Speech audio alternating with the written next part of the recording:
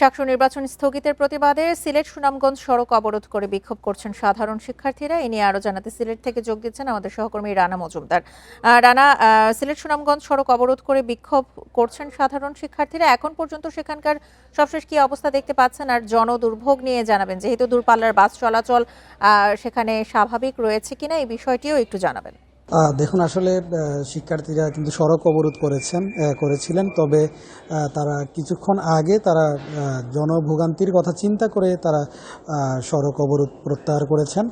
আর আপনি জানেন যে হচ্ছে সাকসু নির্বাচন স্থগিত চেয়ে স্বতন্ত্র ভিপি প্রার্থী মামুনুর রশিদ শুভ তিনি হাইকোর্টে একটি রিট করেছিলেন, যার প্রেক্ষিতে কিন্তু বিচারপতি ফাহমিদা কাদের মিলি এবং আরিফ হাসানের যে হাইকোর্টের বেঞ্চটি রয়েছে সেখান থেকে কিন্তু স্থগিতাদেশ দেওয়া হয়েছে। এবং আমরা এই বিষয়টি নিয়ে আসলে কথা বলেছিলাম যারা আন্দোলনরত শিক্ষার্থী রয়েছেন তাদের সঙ্গে।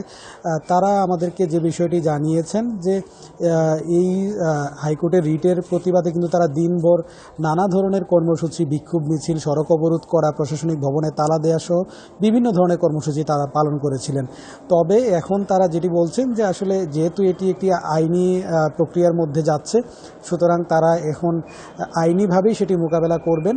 পাশাপাশি আরেকটি বিষয় তারা বলছেন যে তাদের যে বিভিন্ন ধরনের কর্মসূচি, আন্দোলন রয়েছে সেগুলো তারা আসলে মাঠে থেকে চালিয়ে যাবেন এবং এক্ষেত্রে তারা পরবর্তীতে সমন্বয় করে তারা মিটিং করে সেই ধরনের সিদ্ধান্তগুলো তারা আমাদেরকে জানাবেন। পাশাপাশি আরেকটি বিষয় তারা উল্লেখ করেছেন যে আসলে এই যে রিটটি করা হয়েছিল স্বতন্ত্র প্রার্থীর পক্ষ থেকে, সেক্ষেত্রেও আসলে তারা বলছেন ছাত্রদল কিংবা অন্য আরও যারা রয়েছেন তারা কিন্তু পরিচিত করেছেন, যেখানে আমরা দেখেছি ব্যারিস্টার রুহুল কুদ্দুস কাজলের মতো একজন আইনজীবী তিনিও কিন্তু সেই রিটের পক্ষে শুনানি করেছিলেন।